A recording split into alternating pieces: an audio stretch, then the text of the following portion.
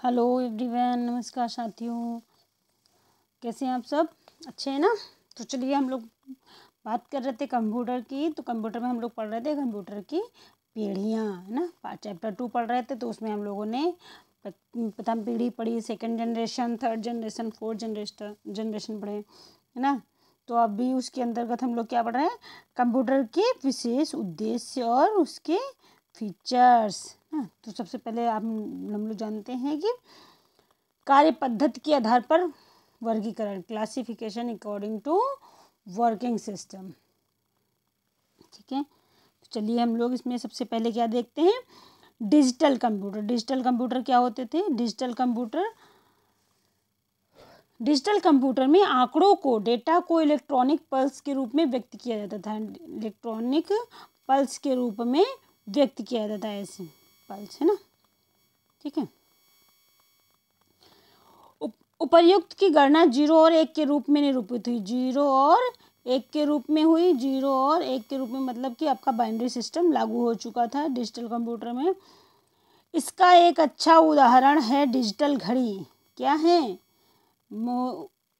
गणना का इसका क्या है? 0 और 1। 0 और 1 इसका सबसे मेन उदाहरण डिजिटल कंप्यूटर का है कि डिजिटल घड़ी। आपने डिजिटल घड़ी देखी है ना, वैसी होती है, ऐसे ऐसे ना, ऐसे करके। तो ये डिजिटल घड़ी के रूप में होता है। डिजिटल कंप्यूटरों की गति तीव्र होती है तथा यह करोड़ों गणनाएं प्रति सेकंड में करने में सक्षम है। करोड़ों गणनाएं प्रति एक सेकंड में करने के लिए सक्षम है। आधुनिक डिजिटल कंप्यूटर में द्विआधारी पद्धति बाइनरी सिस्टम प्रयुक्त होता है। ठीक है, क्या प्रयुक्त होता है? बाइनरी सिस्टम, 0 और 1 की भाषा। आगे है एनालॉग कंप्यूटर। एनालॉग में क्या हुआ कि इसकी गति जो थी बहुत धीमी हो गई थी, धीमी होती थी। एनालॉग कंप्यूटर्स की गति धीमी होती थी। वोल्टमीटर और बैरोमीटर इत्यादि एनालॉग यंत्र के उदाहरण हैं। एनालॉग कंप्यूटर के उदाहरण हैं। क्या उदाहरण हैं? बैरोमीटर और वोल्टमीटर। ठीक है, एनालॉग कंप्यूटर के उदाहरण हैं। अगला है आकार के आधार पर वर्गीकरण। आकार के आधार पर वर्गीकरण। देखिए, क्लास थोड़ी सी लेंथी जरूर लगेगी, आपको बोरियत जरूर महसूस होगी, लेकिन ये आपके एग्ज़ाम के दृष्टि से बहुत ही अच्छी रहेगी। अगर आप ध्यान से पढ़ना चाहेंगे तो बहुत ही अच्छा रहेगा। और अगर लिख करके आप नोट्स बनाना चाहेंगे तब भी आपको बहुत ज़्यादा हेल्प करेगा। ठीक है, आगे बढ़ते हैं। आकार के आधार पर क्या वर्गीकरण है? Main frame computer. Main frame कैसे होते थे? कुछ ऐसे होते थे। ये एक मेन फ्रेम होता था और इससे सारे कंप्यूटर्स जुड़े होते थे। मतलब एक ही कंप्यूटर से कई सारे लोग एक ही समय में कार्य कर सकते थे।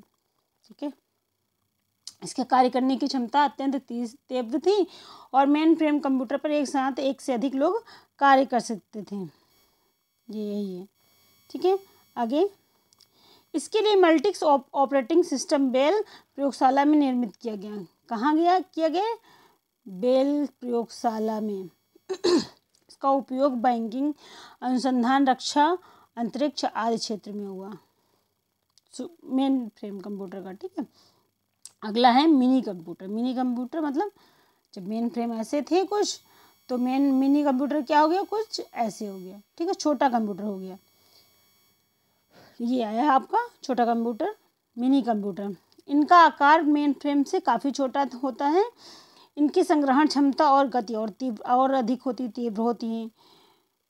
इस पर एक साथ कई लोग मल्टी यूज़र काम कर सकते हैं। एक साथ कई सारे लोग कार्य कर सकते हैं। अगला है इम्पोर्टेंट फैक्ट्स दिया हुआ है। विश्व का सबसे तेज सुपर कंप्यूटर IBM का ब्लू जीन है।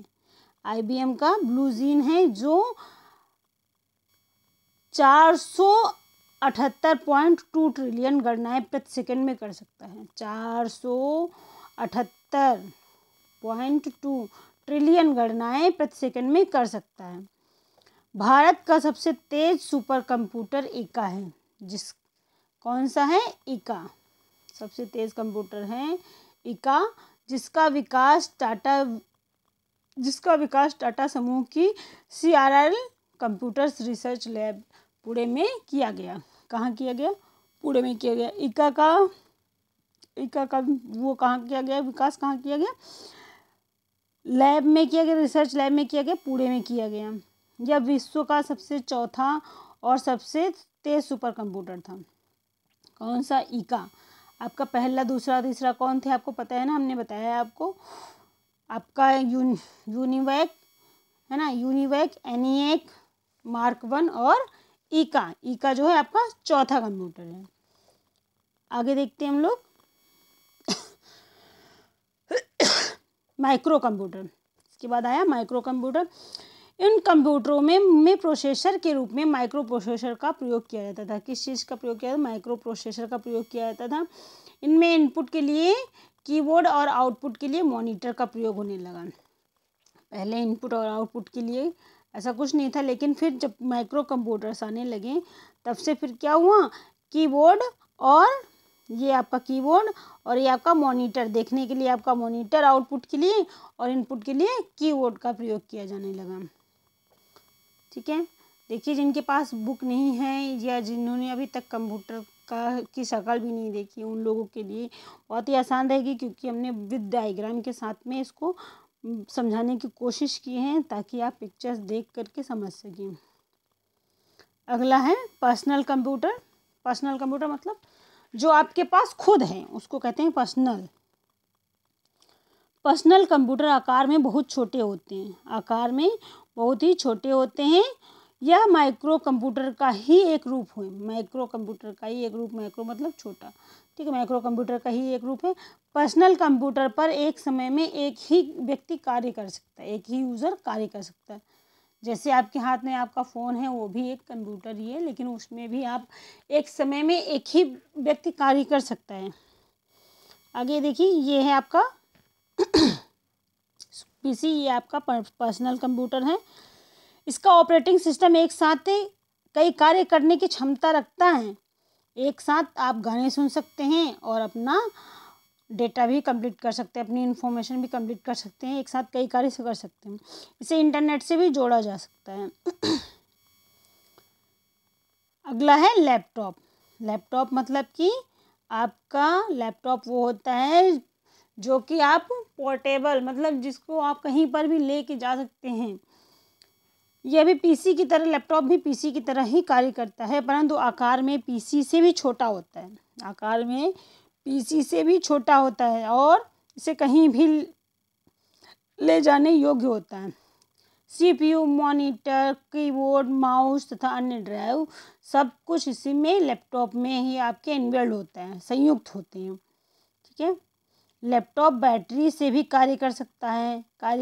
बैटरी से एक बार चार्ज कर लिया और कहीं अगर ले जाना है तो आराम से, आसानी से ले जा सकते हैं। लेकिन बट आपका पीसी जो है, आपका पीसी एक ही जगह पे रख करके उसी जगह पर ही कार्य कर सकते हैं, उसे वो एक जगह से दूसरी जगह पे नहीं ले जाया सकता है। अतः आपको कहीं भी ले जाकर उपयोग में लाया जा सकता है इसको, आपका लैपटॉप। ये है आपका लैपटॉप। वाईफाई और ब्लूटूथ की सहायता से इंटरनेट का उपयोग भी हो सकता है। और इसके कौन कौन से उदाहरण हैं, IBM international business machine, compact, Apple, Lenovo, HP, आपका इंटेल, डेल, इंटेक्स, है ना, ये सारे कंपनियों के लैपटॉप के नाम हैं। ठीक है, चलिए आगे देखते हैं हम लोग पॉमटॉप। पॉमटॉप क्या है, पॉमटॉप भी एक कंप्यूटर है ना।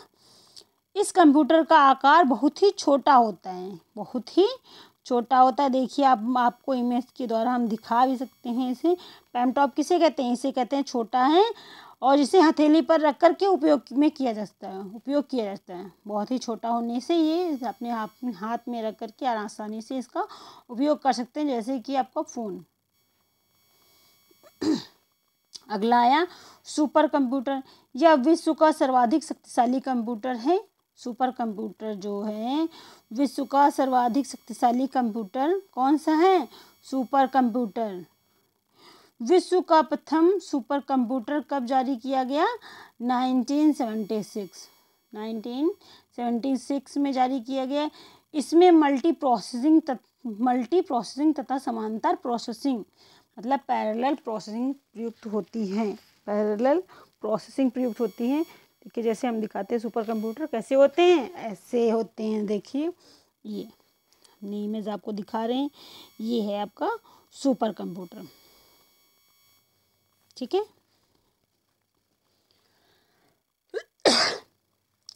जिसके द्वारा किसी भी कार्य को टुकड़ों में विभाजित किया जा सकता है।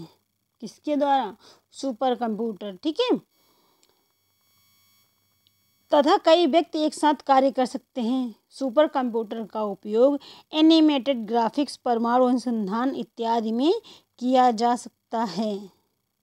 ठीक है, तो ये आपका सुपर कंप्यूटर्स हो गया। सुपर कंप्यूटर्स के बारे, सभी कंप्यूटर्स के बारे में हमने आपको डिटेल से बताया है। और अगर आपको जहाँ पर भी समझ में ना आए या कुछ भी पूछने की ज़रूरत हो तो आप बिल्कुल बेझिझक हमसे आप कमेंट बॉक्स में जाके कमेंट करके बता सकते हैं, पूछ सकते हैं। और अगर वीडियो अच्छा लगे तो शेयर ज़रूर करें। और अगर अभी तक आपने सब्सक्राइब नहीं किया है तो प्लीज़ चैनल को सब्सक्राइब कर दीजिएगा। Okay, thank you so much.